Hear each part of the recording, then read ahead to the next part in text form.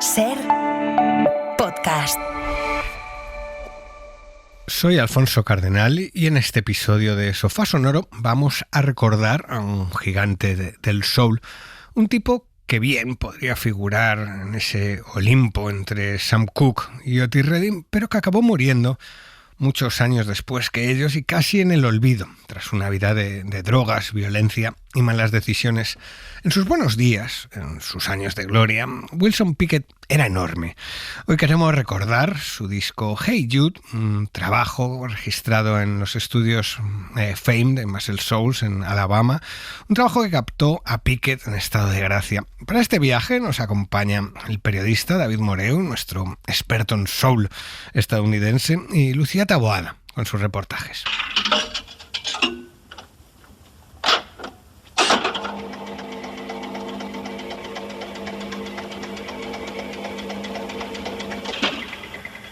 Los grandes discos de la historia de la música se escuchan en el Sofá Sonoro de la SER. Dirige y presenta Alfonso Cardenal. Wilson Pickett fue la esencia del mejor soul, un tipo de voz de oro, siempre elegante y también peligroso y pendenciero, un tipo que se ganó la etiqueta del gángster del soul y que tan pronto te encañonaba con un revólver como te derretía con una balada.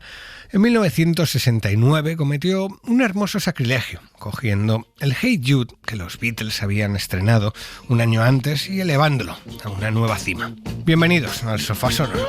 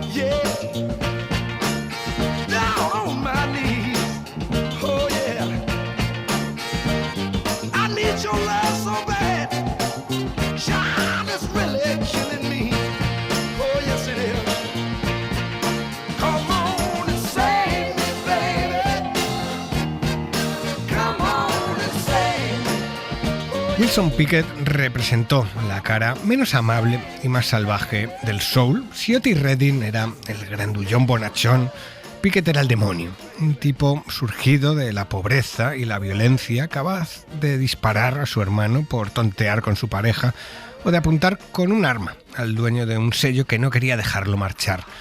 Durante la segunda mitad de los años 60 fue el rostro del mejor soul, firmando éxito tras éxito, pero a la par que avanzaba su carrera, él iba quemando puentes. Pickett avanzó hasta que se quedó sin camino y vio que no había marcha atrás y acabó siendo el protagonista de una historia trágica y también fea. Pero sus mejores días quedaron asociados a los estudios Fame de Muscle Shoals en Alabama, donde registró algunas de las mejores canciones de soul. Lucía Taboada nos cuenta la historia de Rick Hall y de si su buscas emblemático Muscle estudio. Shoals en internet, aparece una pequeña ciudad ubicada en el estado de Alabama, famosa por su presa y por la inmensidad cercana del río Tennessee. En la región de Shoals siempre existió la sensación de que la música surgía del río. Lo decía Bono, es como si los sonidos surgiesen del mismísimo lodo. It always seems to come out of the river. It's like the songs come out of the mud. Pero fue Rick Hall quien colocó a Muscle Shoals en el mapa al abrir los estudios Fame en la década de 1960. Hall sencillamente quería trascender en el tiempo y de ese modo llegó un artista local llamado Arthur Alexander. Cuando le cantó por primera vez You Better Move On, no tenía ningún acompañamiento.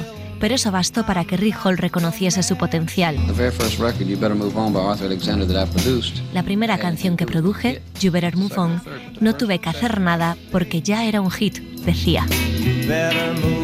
El disco no solo se vendió bien, también fue versionado por los Beatles y por los Rolling Stones, y el mundo de repente se fijó en el sonido distintivo que provenía de ese rincón en el sur de Estados Unidos.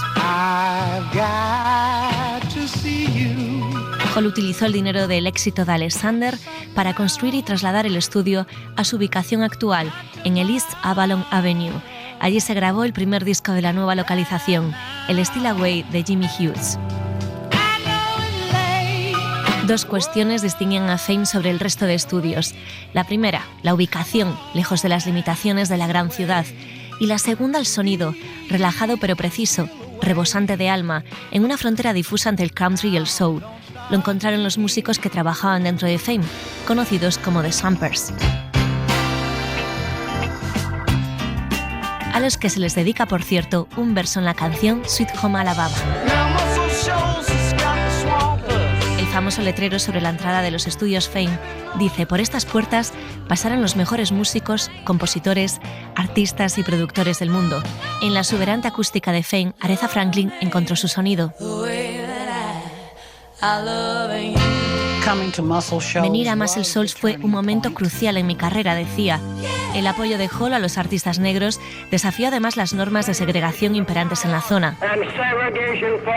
Pero en Fame nadie pensaba quién era blanco o negro.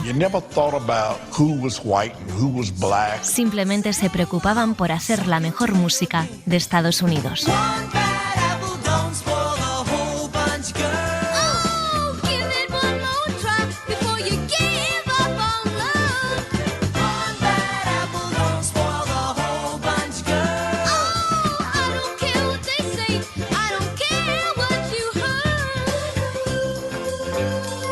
La historia de Muscle Shoals, el lugar en el que Wilson Pickett registró muchas de sus mejores canciones, entre ellas las del disco entero que nos ocupa hoy, este Hey Jude de 1969, álbum que para muchos es el punto de partida del rock sureño al juntar la guitarra de un joven Duane Allman con el rugido soulero de Wilson Pickett. Para recorrer esta historia, estas canciones, hemos invitado a nuestro experto en soul en el sur de los Estados Unidos, a David Moreu. David, ¿qué tiene este disco para ti? Este disco, Alfonso, es un cruce de caminos aparentemente improbable y también una de las grandes coincidencias de la historia de la música soul, ¿no? Sobre el papel, creo que nadie habría apostado por ello, pero a principios del año 69 todo era posible. Aquí tenemos al gran Wilson Pickett grabando en los estudios de Muscle Shoals en Alabama con la guitarra de Duane Allman atronando de fondo. ¿Quién puede dar más que esta unión? Puede que no sea su álbum más famoso, pero sí una de las apuestas más arriesgadas de su carrera, sobre todo si tenemos en cuenta que entonces él era una estrella y ciertas decisiones que tomó eran un poco arriesgadas. Lucía nos contaba la historia de los estudios de Rick Hall, pero el viaje de Wilson Pickett hasta llegar aquí es tremendo y muestra muchas de las caras de esa personalidad que le ayudó a salir de la pobreza, pero que a la larga fue también una condena. ¿Cuál es la historia de Wilson Pickett? Wilson Pickett nació en Alabama en el año 41 y para que nos hagamos una idea del contexto en el que nació, era el cuarto de 11 hermanos y se crió en el profundo sur en plena época de la segregación racial con todo lo que esto implica de bueno, de malo y de peor, ¿no? Sobre todo si eres afroamericano en aquella época y en ese lugar. En el año 55 se fue a vivir con su padre a Detroit y 4 años después se unió a una banda de un grupo vocal que se llamaba Los Falcons, que eran bastante famosos en la ciudad. Y en aquella época mezclaban el gospel con el rhythm and blues con cierto éxito. Era una banda que tocaba en varios sitios. A principios de los años 60 se obsesionó con tener una carrera en solitario. Me puedo imaginar a este Wilson Pickett joven obsesionado en tener éxito y tener éxito en su propio nombre, no en nombre de una banda. Y tras varios problemas, tras varios rodeos y muchos caminos sin salida, acabó fichando por Atlantic Records, que lo mandó directamente al estudio de Stax Records en Memphis. Y fue gracias a las canciones que grabó allí que se convirtió en una de las grandes estrellas del soul de la década de los 60. Él tenía una historia complicada, la madre, o sea, al margen de la pobreza, que podía ser un punto de partida común a muchas biografías de músicos afroamericanos. La madre era una persona muy violenta, de hecho él en cuanto puede escapa y se va a vivir con su padre, pero ya tenía ese concepto de la violencia muy arraigado desde su infancia. Me llama también la atención que el primer intento de trabajar con la gente de Atlantic fue mandarles una canción, y esa canción se la dan a Solomon Burke, que la graba, y él se pilla un cabreo tremendo. De hecho, quiere romper cualquier puente con él, y finalmente luego acaba arreglando y haciendo las paces y grabando un disco ya propio con Stax. ¿Cuál era la situación de Pickett a finales de los años 60? Ya había muerto Sam Cooke, también Otis Redding, y como representante masculino del soul emergió la mejor cara de Wilson, que en estos primeros años en Atlantic él brilla con luz propia y se convierte en uno de los grandes nombres del género, David. Sí, claro. Tener el papel o la responsabilidad, entre comillas, de ser el sucesor, el que queda después de la muerte de Otis Redding y después de la muerte de Sam Cooke, no es un papel fácil, y sobre todo no creo que Wilson Pickett lo hubiera pedido él o lo hubiera deseado de esta manera, pero así le tocó, ¿no? Y acabó siendo uno de los reyes del soul de aquella época, que no era una época fácil. Realmente finales de la década de los 60 eran un caos fascinante. La contracultura empezaba a tomar las riendas de la industria musical, el movimiento por los derechos civiles estaba en su momento de máximo apogeo, asesinaron a Martin Luther King en un motel de Memphis. Entonces todo este caldo de cultivo, todo esto que pasaba, pues también yo creo que influía un poquito la manera de ser o la manera de actuar, entender que el contexto también tiene que ver en lo que estás cantando y en el mundo en el que vives, ¿no? Y yo creo que todo esto acabó marcando un poco la manera de ser o la manera de afrontar la carrera que tuvo Wilson Pickett en aquellos años. Leí una frase que me hizo gracia, que decía que Wilson Pickett no era un cantante fácil, sino que era lo más parecido a un boxeador, un peso pesado que entra en el ring para conseguir el título mundial, ¿no? Yo creo que es una buena metáfora de entender cómo afrontaba la grabación de las canciones, su manera de ser y la manera también en la que actuaba en directo. Un tipo que debía desesperar también a la gente que trabajaba con él. En 1969, este hombre peligroso, muchas veces fuera de control y que probablemente infundía más miedo que respeto a la gente que lo rodeaba, pues este hombre entregó, así con todo esto, una de las mejores baladas de la historia del soul, con este Packing Your Arms.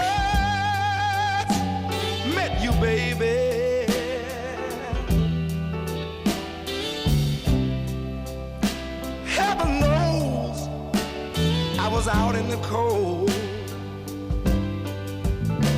with my suitcase in my hand and no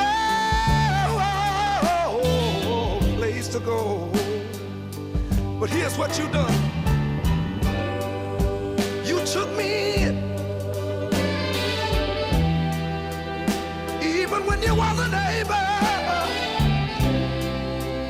You pawn your best clothes so we could have food on the table. I wish I was back. Wish I was back in your arms again, baby. Wish I was back in your arms. For I would never find another woman like you nowhere. But look here, you know every time I see you with him, it just tear me up inside. Knowing that he got everything I once had, it just make me want to break down and cry. But I should have thought about it before I left. I can't blame you, baby. I brought it all on myself, and that's why I wish I was back. Lord have mercy. In your arms one more time. Oh, what would I do? What would I do to see your smiling face one more time? Ah, if I was back, yeah. In your arms one more time, baby. Heaven knows, I won't make that same mistake no more. I wish I was back in your arms Una de mis canciones favoritas, este Back in Your Arms de Hey Jude, disco de 1969 de Wilson Pickett, un álbum, David, que comete la osadía de tomar como punto de partida el gran éxito de los Beatles de 1968, algo que hoy suena raro, lo de versionar un éxito tan reciente, pero que entonces era algo habitual, lo había hecho la mismísima Aretha con Respect, ¿no? Unos años antes no llamaba tanto la atención, era una práctica bastante habitual coger una canción que estuviera sonando en la radio y rápidamente hacer tu propia versión, y no solo una, sino que muchos artistas a veces coincidían con una misma versión de una canción de éxito. Ahora me viene a la cabeza también Otis Redding versionando el Satisfaction de los Rolling Stones en el año 65, poco después de que hubiera salido, ¿no? Entonces era muy habitual que los artistas hicieran versiones de temas famosos para rellenar sus propios discos, y era una jugada segura que les permitía capitalizar el éxito de otro artista a su favor sin demasiadas complicaciones, ¿no? Por ejemplo, la canción Hey Jude de los Beatles se editó en agosto del año 68. Wilson Pickett grabó su versión en noviembre de ese mismo año y 3 meses después salió el disco a la venta. Sobre el papel podía parecer un sacrilegio versionar una de las canciones más célebres de los chicos de Liverpool, pero Wilson Pickett yo creo que era consciente de ello y por eso no estaba demasiado convencido, y fue Duane Allman el que le hizo cambiar de opinión. Me viene ahora la historia de Jimi Hendrix versionando algún tema del Sgt. Pepper's el mismo día que salió el disco a las tiendas, ya lo estaba tocando por la noche. Eso quizás sea un poco ya extremo, pero mirando, David, a la selección de canciones del disco, no hay apenas temas compuestos por Pickett, que no era un compositor muy prolijo, pero que sí firmó muchos de sus grandes canciones. ¿Pero qué te parece la selección de temas del disco? ¿Qué te llama más la atención? Pues creo que es una voluntad, o hay una voluntad, un objetivo de mezclar el mundo del soul con el rock y con la contracultura, tanto por la manera de abordar la grabación, el sonido, como por la elección de las propias canciones, ¿no? Además del Hey Jude de los Beatles, también encontramos un salvaje Born to be Wild de Steppenwolf, que aparecería pocos meses después en la banda sonora de la película Easy Rider. Tenemos esa funky Todd Holt compuesta por Isaac Hayes y David Porter, y ese pequeño himno que es Save Me, compuesto por el bluesman George Jackson. La única canción con la firma de Pickett es Sit Down and Talk This Over, que compuso juntamente con Bobby Womack, y que además para mí es el tema que me recuerda más a sus éxitos pasados con Stax Records, ¿no? Tiene esa reminiscencia de Soul de Memphis.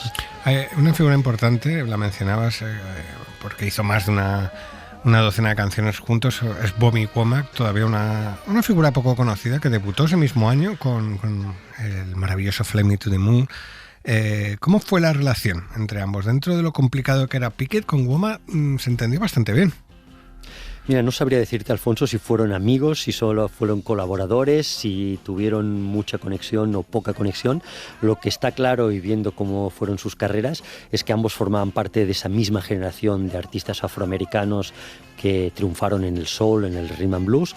Estuvieron ambos también esos inicios en grupos vocales y coincidieron en el circuito de clubs de música en directo, y seguramente se vieron las caras muchas veces, incluso antes de empezar a componer juntos. Wilson Pickett admiraba la manera de componer de Bobby Womack porque versionó canciones suyas antes de empezar a trabajar juntos. Y se debían llevar bien, yo creo, ¿no? Porque aguantar dos caracteres de este peso, sobre todo Wilson Pickett, y pasar horas componiendo, cantando, probando, no debía ser fácil. Lo hicieron en muchas ocasiones, y es esos casos que te habría gustado tener seguramente un agujerito en la pared y ver cómo se desarrollaban esas sesiones de composición, ¿no? Bobby Womack, que fue un descubrimiento de Sam Cooke, que lo fichó para sus años unos años antes. En este disco la colaboración entre Womack y Pickett se tradujo en este tema que mencionaba David, esa maravilla, Sit Down and Talk This Over. We better sit down, baby, and talk this thing over. Oh, yeah. We better sit down, baby, talk this thing over. Oh, yeah. We've been loving each other a little too long, but I can see our love fading as time passes on. We better sit down.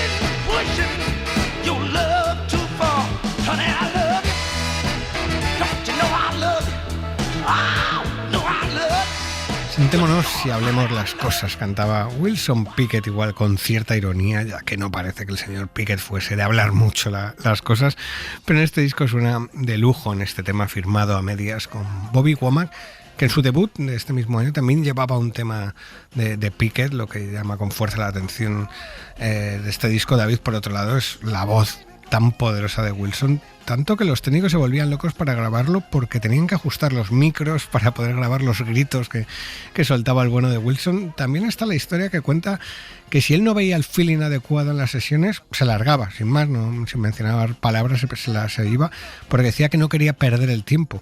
¿Cómo se graba este disco, David? Me lo puedo imaginar, largándose del estudio con un portazo.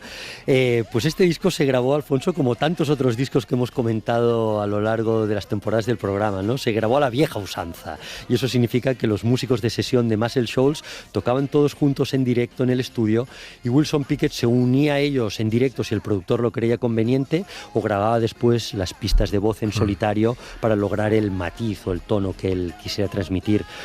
Está claro que los equipos de grabación en aquella época ya eran multipistas, ya podían grabar en distintas pistas los instrumentos y la voz, y eso era una realidad que permitía ambas opciones, tanto el cantante en directo como el cantante a posteriori.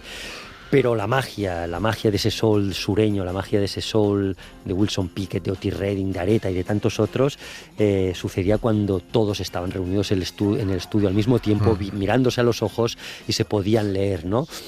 Y a veces la pasión esta de la grabación en directo camuflaba los pequeños errores que podían surgir en el proceso. Al forzar ese directo, sí.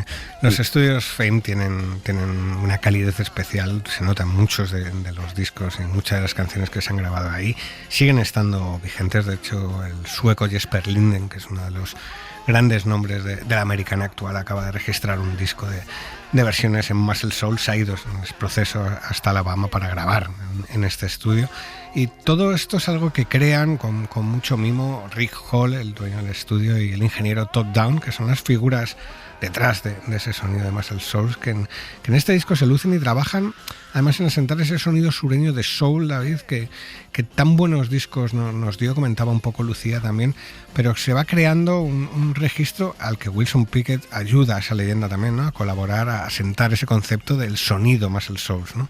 Claro, igual que se habla del sonido Stax o del sonido Motown, existió un sonido Muscle Shoals, ¿no? Y esto tiene que ver tanto con los cantantes que iban allí como con los músicos o la gente que estaba detrás del cristal gestionando ese sonido, los técnicos y los productores.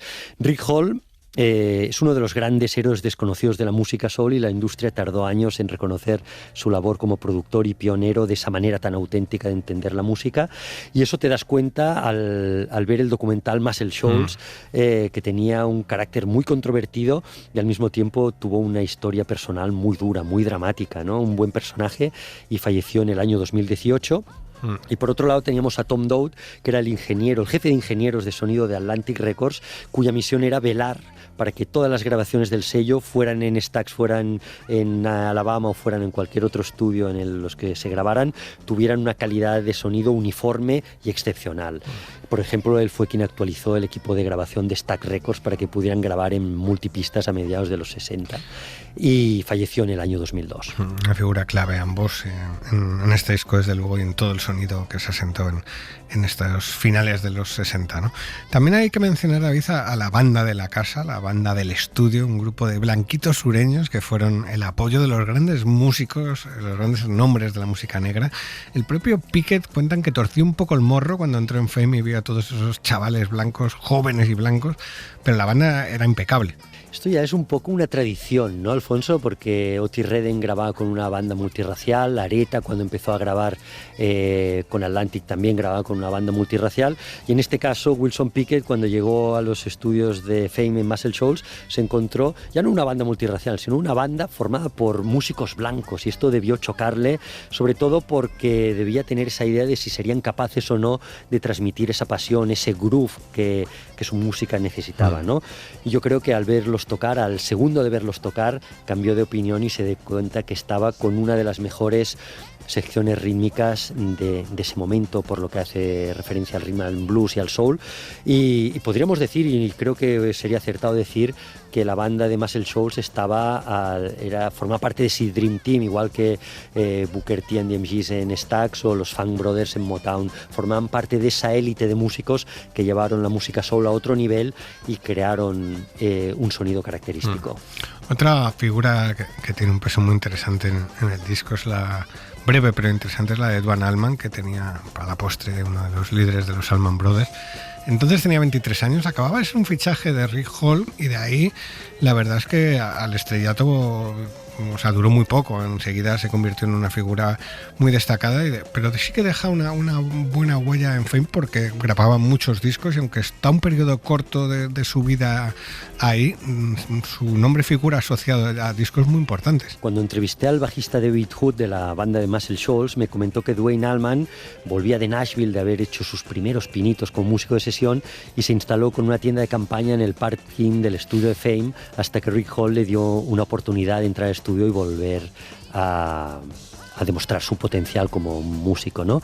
Sea verdad o leyenda esta anécdota, lo que está claro es que Duane Allman ya era un guitarrista superdotado que adoraba con la misma pasión la música soul que el rock distorsionado por el que luego sería conocido.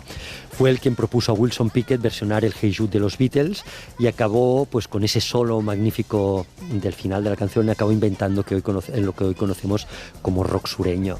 Por eso, solo por eso, este disco ya merece un lugar en la historia. Después Atlantic Records fichó a Duane Allman para sus sesiones con King Curtis, con Aretha Franklin, con Otin Rush, y como tú has dicho, enseguida formó los Allman Brothers con su hermano, y el resto es historia del rock. Un Allman que emocionó mucho al mismísimo Eric Clapton, que cuando viajó a Alabama conoció a Duane y lo reclutó para el disco Layla, álbum al que ya dedicamos un sofá sonoro que podéis buscar y escuchar. Voy a dejar el Hey Jude para el final del programa porque merece la pena escuchar la canción entera y ver cómo va creciendo, así que ahora me quedo con otro tema que me fascina, el búho nocturno.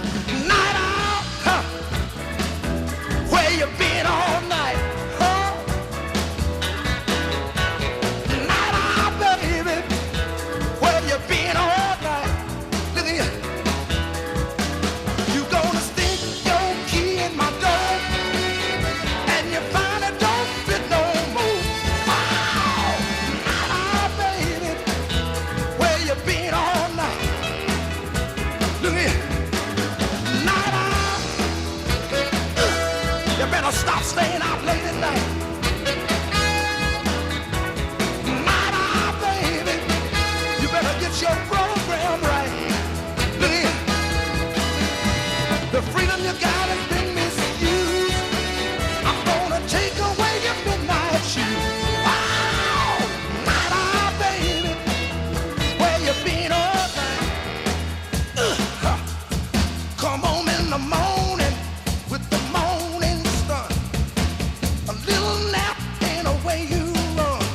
I gave you the go light, it went to your head. I got to turn the green light red. Ow! Ooh, yeah. Now, you've been shining your light too strong. Now, baby, you're gonna make me put my boxing gloves on. Oh yeah. Before I brought you for mocking the sun, and when the sun come out, he was in your store. Baby, where you been all night? Baby, where you been all night? Over the Mary's place. I got to put you down. Con el Night Hall de Wilson Pickett vamos llegando al final de nuestro viaje de esta semana, pero queda todavía ver algunas cosillas porque la vida de Pickett, por desgracia o por fortuna para él, duró bastantes más años. Por fortuna para él, para desgracia para su legado. Pero David, queda ver cómo fue la salida de Atlantic de Pickett y cómo fue el resto de su carrera musical, que no fue sencilla. Abandonó Atlantic Records en el año 72 tras una discusión con su vicepresidente y productor Jerry Wexler en su yate de Miami. El periodista Peter Guralnick narra esa discusión en su muy recomendable libro Sweet Soul Music, pero tampoco entra en detalles escabrosos, aunque conociendo el carácter explosivo de ambos personajes podemos imaginar que la charla no fue precisamente apacible. Entonces Wilson Pickett fichó con el sello RCA Records, grabó varios singles de éxito en las listas de Rhythm and Blues, aunque ninguno de ellos tuvo la repercusión de sus canciones de antaño, que también habían pasado a las listas de pop y se habían convertido en lo que llaman crossover, ¿no? Habían llegado al público mayoritario. En el año 75 lo echaron del sello, no sé los motivos, pero algo debía suceder, y decidió fundar durante unos años su propia discográfica. Luego se atrevió con la música disco, que estaba de moda y estaba eclipsando a la música soul más tradicional, y luego fue pasando por diversos sellos sin apenas repercusión. Luego está David, el progresivo descenso en todos los sentidos, con residencia en Las Vegas, mezclada con un creciente consumo de alcohol y drogas, que incluye además una detención por entrar en un bar con una escopeta cargada y luego también un atropello conduciendo borracho a un hombre anciano que murió además, y todo esto le va marcando mucho sus años finales. Realmente ni el alcohol ni las drogas ayudaron al bueno de Pickett a reconducir su catastrófica carrera musical con lo que había sido y en este caso te paras a pensar también lo que podría haber sido en positivo si hubiera tenido asesoramiento, la cabeza un poquito más bien amueblada, ¿no? Sin embargo, años después lo invitaron a actuar en el concierto del 40 aniversario de Atlantic Records, que se celebró en el año 88, y a finales de los 90 tuvo un pequeño repuntar, incluso estuvo nominado al Grammy por su álbum It's Harder Now. También apareció en la película Blues Brothers 2000 y en el año 2004 empezó a sufrir problemas de salud y mientras estaba en el hospital la leyenda cuenta que le dijo a su hermana que quería grabar un álbum de gospel, ¿no? Reconciliándose un poquito con esa fe primigenia de cuando actuaba en la iglesia de pequeño, pero esto nunca llegó a suceder. Wilson Pickett murió en 2006 a los 64 años, hace ya 2 décadas, muy alejado de los focos, muy preso de sus demonios y al haber vivido hasta el siglo XXI, hace que a diferencia de otros artistas, Otis Redding o Sam Cooke como referencias más cercanas, además músicos que murieron jóvenes en la cima de su carrera, todo esto hace que el legado de Pickett se haya manchado mucho y no mantuviese a su muerte ese estatus de leyenda. También el ser un forajido, ¿no? Pero un forajido negro le perjudicó porque muchas de las cosas indecentes que hizo no se le perdonaron, como puede ser el caso de otros músicos blancos que se fueron, no sé, se me ocurre Johnny Cash, ¿no? Que se fueron más de rositas con situaciones parecidas. No sé cómo lo ves tú, David. A Otis Redding y a Sam Cooke les pasó lo mismo que a James Dean, a Marilyn Monroe, a Jimi Hendrix o a Kurt Cobain, ¿no? Murieron jóvenes en la cima de su carrera y nunca los vimos envejecer ni cometer errores o errores graves, ¿no? Aunque ahora haya gente que se empeñe en envejecerlos mediante inteligencia artificial y plantear escenarios hipotéticos, que esto ya es una fatalidad en otra ocasión. A Wilson Pickett yo creo que le pasó un poco lo mismo que a James Brown, su carácter tempestuoso, sus malas decisiones, las malas compañías, todo esto acabó empañando un poquito la trayectoria de leyenda que tenían. Pero si nos fijamos únicamente en la música o en la música que grabaron en su periodo de apogeo, en el periodo de esplendor, esto aguantará el paso del tiempo y esto se seguirá estudiando, ¿no? Y yo creo que es lo que acabará quedando, este Hey Jude, todo lo que grabó con Stax, esas canciones en Muscle Shoals, que son las que cimentaron su leyenda y también cimentaron la leyenda de la música soul sureña. Hay una etapa concreta alrededor de estos años de la carrera de Wilson Pickett en la que se puede coger cualquier canción al azar de estos años y llevarte una sorpresa maravillosa con la calidad de esa música y con el vozarrón de Wilson Pickett. David Moreu, un placer charlar de música contigo. Gracias por traer este Hey Jude al sofá sonoro. Gracias, Alfonso. Con Wilson Pickett ampliamos nuestra playlist de grandes leyendas del soul. Sumamos su nombre a los episodios dedicados a Sam Cooke, Otis Redding, Aretha Franklin, Sharon Jones o Marvin Gaye. Programas que podéis encontrar en las notas de quienes nos estáis escuchando en podcast. Nos vamos con el musicón de Wilson Pickett y volvemos la semana que viene con otros discos y más historias. Adiós. Hey Jude, don't make it bad. Take a sad song and make it better. Remember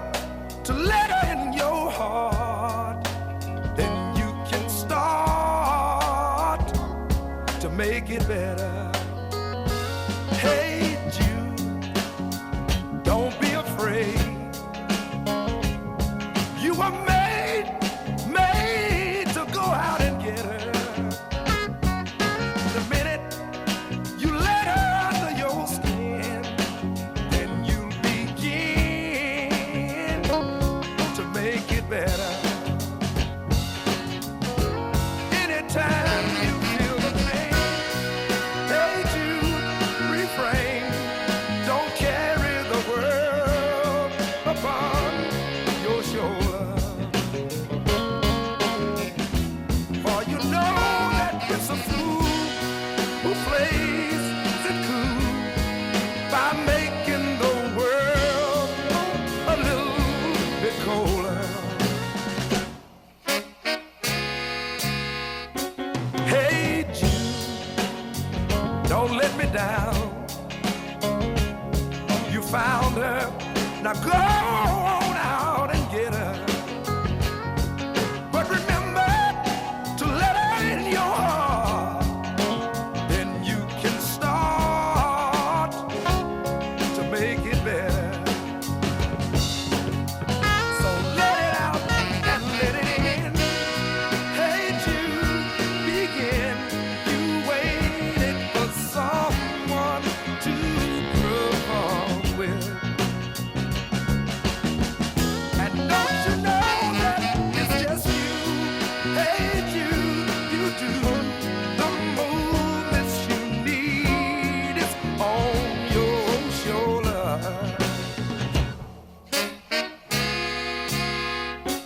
Hey Jude, don't make it bad.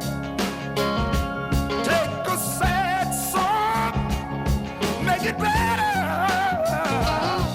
Just remember to let her under your skin. Then you begin to make it better. Ow!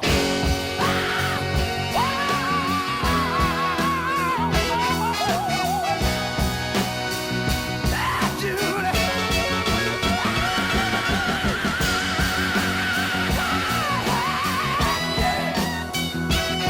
It's gonna be all right.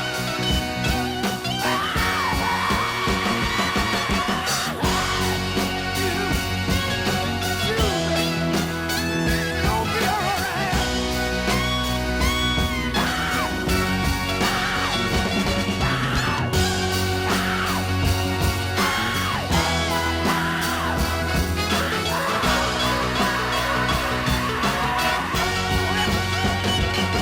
It's gonna be all right, yeah,